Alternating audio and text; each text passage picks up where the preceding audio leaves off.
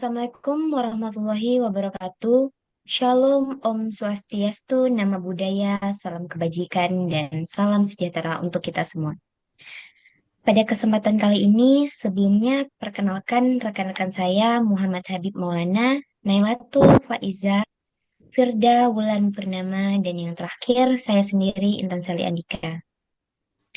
Pada kesempatan kali ini, saya ucapkan terima kasih banyak untuk waktu dan kesempatannya sehingga kami dapat mempresentasikan hasil proyek akhir kami pada saat mengikuti MBKM.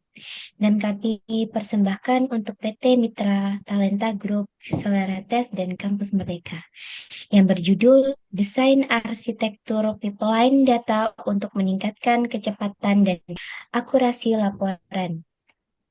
Baiklah, langsung saja penjelasannya akan disampaikan kepada rekan kami yang bernama Nailatul Faizah. Kepada beliau, saya persilakan.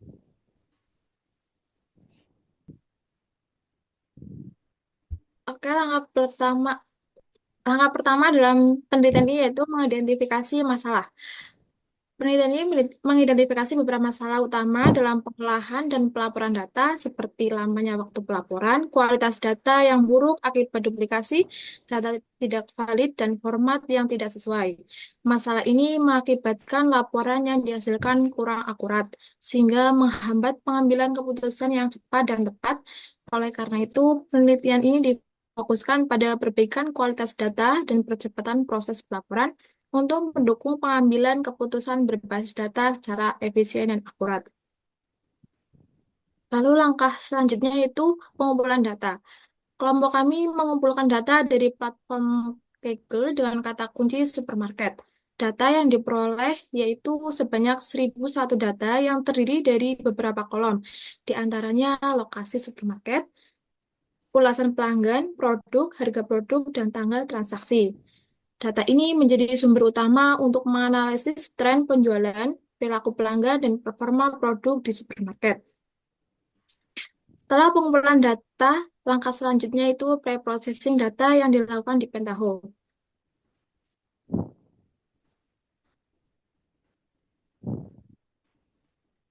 Tahapan ini mencakup beberapa langkah, di antaranya ekstrak data. Ekstrak data kami menggunakan text file input untuk membaca data file yang sudah diperoleh. Langkah pertama pada tahap ini yaitu mengganti nama.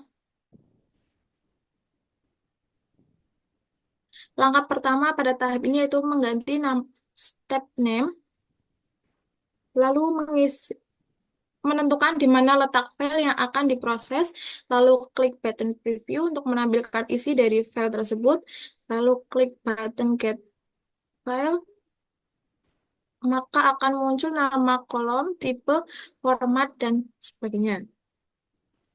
Langkah selanjutnya yaitu filtering data. Pada tahap ini kami menggunakan if file value is null untuk menghapus nilai nol pada setiap kolom file yang sudah diinputkan. Lalu transformasi data. Pada langkah ini kami menggunakan select value untuk menghapus beberapa kolom yang kami anggap tidak perlu. Di antaranya kolom rating, cost, gross income, gross margin percentage. Lalu langkah selanjutnya akan dijelaskan oleh teman saya, Firda Wulan Purnama. Kepadanya saya persilahkan. Baik, terima kasih. Langkah selanjutnya yaitu penyimpanan data PostgreSQL. Proses ini bertujuan untuk memuat data hasil transformasi ke dalam database tujuan. Pada tahap ini, data yang telah melalui berbagai proses pembersihan dan transformasi akan disimpan ke dalam sistem manajemen basis data seperti PostgreSQL. Langkah pertama yang dilakukan yaitu membuat database di PostgreSQL dan membuat tabel yang berfungsi untuk memuat hasil dari pre-processing. Kemudian selanjutnya setelah membuat database dan tabel, langkah selanjutnya yaitu mengkoneksikan PostgreSQL dengan Pentaho. Berikut merupakan gambaran dari database connection. Setelah database connection terkoneksi, langkah selanjutnya yaitu menyimpan output data hasil transformasi ke dalam tabel pada database PostgreSQL dengan memanfaatkan tabel output. Kemudian langkah terakhir yaitu memastikan bahwa data yang telah diproses berhasil dimuat dan muncul di tabel yang sesuai dalam database. Tahap ini penting untuk memverifikasi bahwa seluruh proses mulai dari ekstraksi hingga transformasi telah dilakukan dengan benar dan tersimpan dengan struktur serta format yang diharapkan di dalam database tujuan. Berikut ini merupakan hasil dari transformasi. Selanjutnya akan dilanjutkan oleh Habib. Baik, selanjutnya adalah proses pengolahan datanya setelah kita melakukan yang namanya pre-processing data. Jadi yang pertama kita lakukan adalah proses pengambilan dari datanya. Kita mengambil datanya yang telah disimpan tadi ke dalam database-nya, lalu kita akan memprosesnya menggunakan PySpark dan Airflow. Di sini kita uh, menggunakan Spark Jars, yaitu JDBC driver dari PostgreSQL. Nanti Spark Jars ini akan menghubungkan langsung dengan PostgreSQL yang ada di path home Hadoop data PostgreSQL. Di sini saya menggunakan versi 42.31 jar. Nah, setelah menggunakan Spark Jars, di sini kita mengkoneksikan database yang akan kita ambil datanya dengan menuliskan dari database name-nya, dari user yang dipakai oleh database-nya, dan password dari usernya, lalu hostnya, dan juga yang terakhir adalah portnya. Selanjutnya juga tetap mengambil dari kolom yang ada pada tabel hasil transformasi. Hasil transformasi adalah tabel sebagai tempat penyimpanan hasil transformasi tadi. Selanjutnya merupakan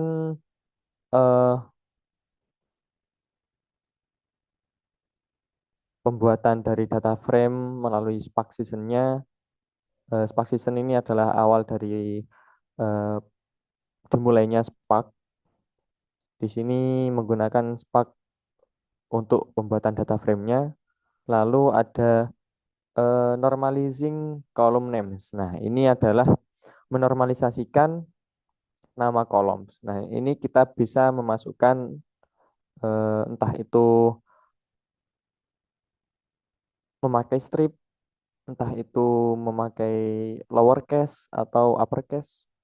Dan juga di sini adalah mereplace nama di kolom spasi ke underscore pada columns. Selanjutnya adalah pembuatan penambahan kolom mount, kolom bulan berdasarkan dari kolom date.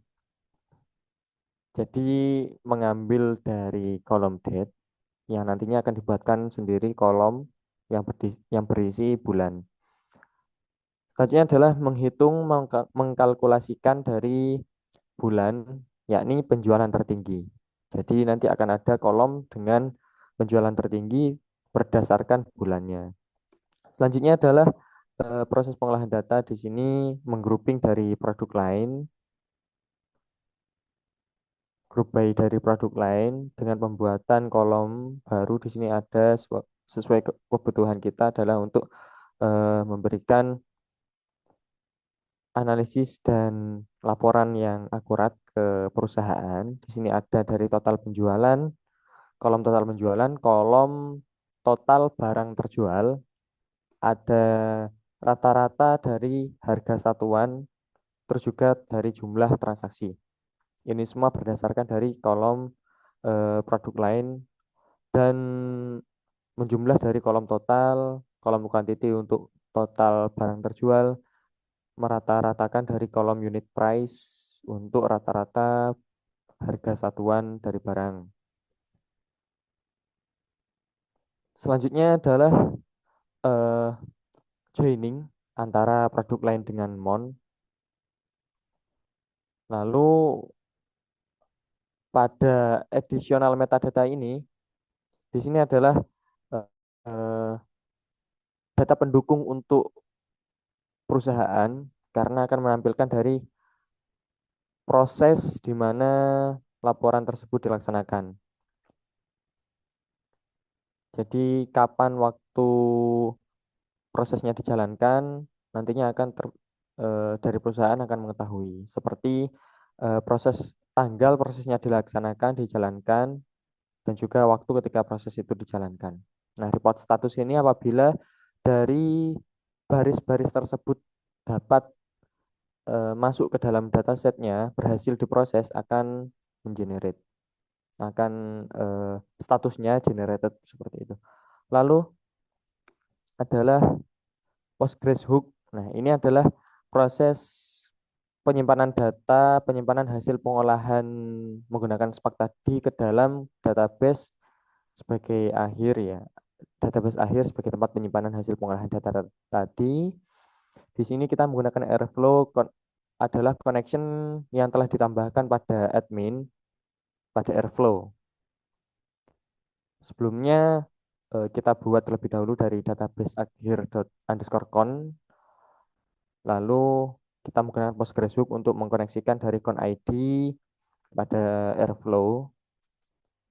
Nah, di sini database usernya kita masukkan connection login karena pada tampilan pada connection, nah di situ user bernama login.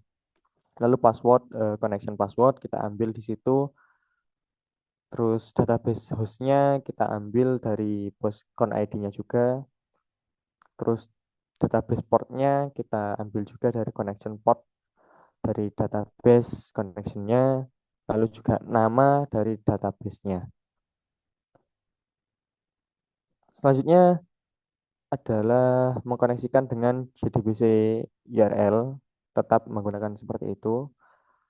Lalu juga sebelumnya kita harus membuat yang namanya tabel hasil akhir sebagai tempat penyimpanan ya. Karena kita harus menyediakan terlebih dahulu tempat penyimpanannya. Di sini menggunakan mode override. Jadi meskipun nanti sudah hasilnya sudah ada, tetapi kalau kita mau menjalankan nanti akan tergantikan ya oleh data yang baru seperti itu. Jadi akan selalu update seperti itu. Selanjutnya memberikan kondisi dari pelaporan apabila data sukses tersimpan ke dalam database. Lalu mengakhiri dari season session Spark-nya, terus memberikan apabila pelaporannya tersebut error seperti itu, nanti akan statusnya akan muncul pada Airflow. Begitupun pada pelaporan yang sukses, nanti akan muncul ke status di Airflow. Selanjutnya adalah proses pembuatan dari DAX di Airflow-nya. Nah, kita hanya menggunakan satu task. Satu task tersebut memiliki semuanya dimulai dari proses pengambilan, terus proses pengolahan data hingga proses penyimpanan ke dalam database. Karena satu function, karena semuanya terdiri masuk ke dalam satu function seperti itu di function process and save data. Di sini DAG-nya bernama sales pipeline DAG, terus task-nya bernama process and save task. Seperti itu. Selanjutnya adalah tampilan di mana proses dijalankan pada Airflow web servernya. Bisa ditampilkan Kak Naila, bisa dijelaskan Kak Intan. Oke, selanjutnya di sini di bagian mengedit koneksi di Airflow, koneksi tersebut dirancang untuk menghubungkan ke database pada dataset akhir OLAP yang berfungsi sebagai tempat penyimpanan hasil akhir pengolahan data. Kemudian muncul DAX yang bernama Sales People DAX. Setelah kita jalankan, muncul akses yang berarti proses pengolahan data berhasil dan disimpan pada database akhir OLAP.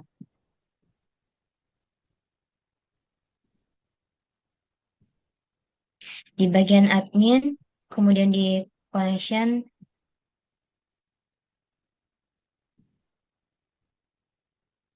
di bagian edit, nah di rasa ID akhir kon masih ada host, database-nya bernama akhir OLAP, progress, dan memasukkan password. Kemudian postnya 543 lalu kemudian di save. Oke, setelah dijalankan di bagian ini muncul akses yang berarti proses pengolahan data berhasil dan disimpan dalam database akhir OLAP. Berikut yang akan dilanjutkan oleh Habib. Penjelasannya kepada Habib saya persilakan.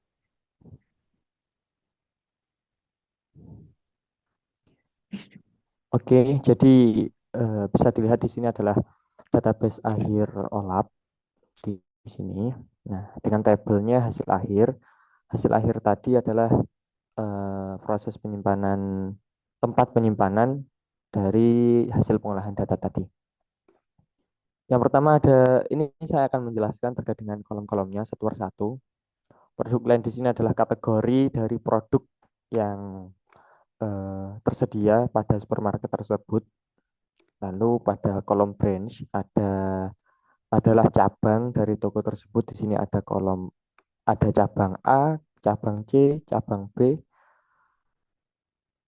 Terus pada kota Yangon kalau di cabang A, kalau di cabang C ada kota Niau Bietau. Terus di cabang B ada di Mandalay. Oke, selanjutnya ada customer type ini. Kolom customer type adalah jenis dari customer, dari pembeli. Apakah dia merupakan member atau normal, pembeli biasa. Lalu juga ada gender di sini female dan male, perempuan atau laki-laki. Selanjutnya adalah harga dari barangnya, lalu juga ada total barang yang dibeli, terus ada pajak 5%-nya, terus juga total menghitung dari mengkalikan harga satuan dari unit price dikali dari quantity, lalu ditambahkan hasil dari pajak 5% terkait dengan totalnya. Terus juga ada jenis pembayarannya, apakah dia menggunakan e-wallet, dompet digital, atau cash, atau menggunakan kartu kredit, seperti itu. Lalu juga ada kolom date dan waktu. Nah, ini adalah setelah kolom time, setelahnya adalah kolom-kolom hasil pengolahan data tadi, seperti kolom month, di situ adalah kolom bulan mengambil berdasarkan dari kolom date. Di sini terdapat bulan 1 mengambil dari kolom date, di sini juga 1 pada bulannya. Lalu ada total penjualan tertinggi berdasarkan kolom bulan, berdasarkan bulannya, tetapi tetap menghitung dari eh, total penjualan, unit price, quantity, dan totalnya. Di sini ada 1034 pada bulan 1, ada 1022 pada bulan 3 total penjualannya. Lalu eh, penjualan tertingginya maksudnya. Jadi penjualan tertinggi pada bulan 1 adalah 1034, 1034 penjualan terjual transaksi. Terus pada bulan ketiga ada 1022 penjualan tertinggi. Lalu pada total penjualan ini kalau yang tadi adalah penjualan tertinggi, pada total sales adalah total penjualan. Jadi pada bulan pertama pada produk line health and beauty total penjualannya masuk di angka 49.000. Terus pada bulan ketiga di produk line electronic accessories masuk di angka 54.000. pada bulan ketiga di produk line electronic accessories masuk di angka 54.337. Selanjutnya adalah total barang terjual. Di sini berdasarkan produk lain juga. Jadi pada produk lain kategori health and beauty, total barang terjualnya adalah 854. Terus pada kategori sports and travel, total barang terjualnya adalah 920. Terus pada electronic accessories, total barang terjualnya adalah 971. Bisa dilihat di seterusnya juga seperti itu. Lalu di sini juga ada rata-rata dari penjualan, rata-rata dari harga satuan. Pada kolom pada kategori health and beauty, rata-rata harga satuannya masuk di angka 54. Pada kategori elektronik aksesoris masuk di angka 53 dan seterusnya seperti itu. Lalu ada total transaksinya. Pada kategori health and beauty total transaksinya adalah 152 dan seterusnya seperti itu. Lalu di report status ini adalah apabila data tersebut sukses ketika diproses. Di situ statusnya adalah generated seperti itu. Lalu di sini ada dua waktu pendukung perusahaan ketika melihat real time dari proses menjalankan programnya. Ada kolom proses date adalah kolom di mana kapan tanggalnya prosesnya dijalankan. Lalu di sini ada waktu. Nah, ini contoh pada 21 Desember 2024 yaitu pada hari ini dan di waktu di jam 20 jam 8 lebih 2 menit proses tersebut dijalankan dan masuk ke dalam database. Selanjutnya merupakan tabel yang di Inggris, di Egres, yaitu referensi. Tabel referensi. Tabel referensi adalah tabel di mana berisi data-data pendukung sebagai analisis dan laporan penjualan yang dibutuhkan ya. Seperti seperti pada kolom bulan, kolom penjualan, terus kolom total barang terjual. Nah, itu adalah tabel pendukung ya, data pendukung. Lalu di tabel transaksi ada kolom real dari hasil dari dataset seperti itu.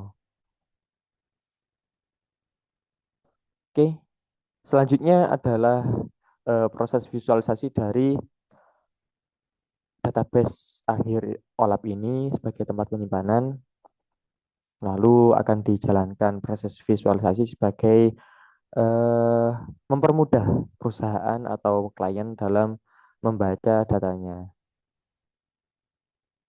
yang akan dijelaskan oleh Intan.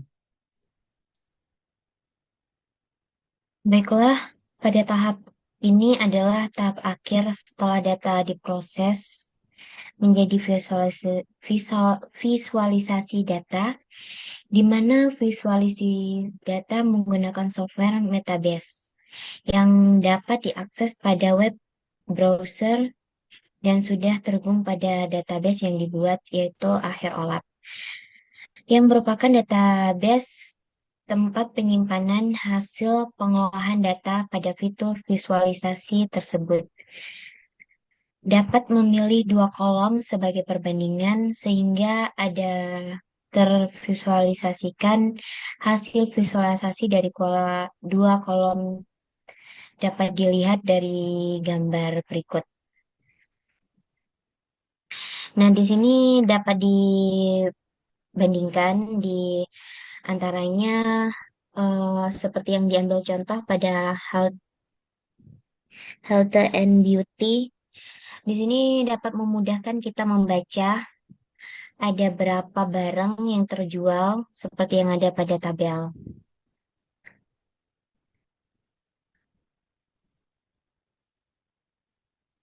Total kuantitinya sekisaran 129.000 dan seterusnya.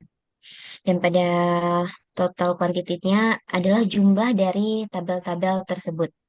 Baiklah, demikian yang dapat kami sampaikan. Banyak kurangnya, banyak kurang yang tentunya tidak luput dari kesalahan, maka kritik dan saran sangat kami butuhkan untuk lebih baik lagi di masa mendatang. Kurang dan lebihnya kami mohon maaf dan kepada Tuhan kami mohon ampun. Terima kasih.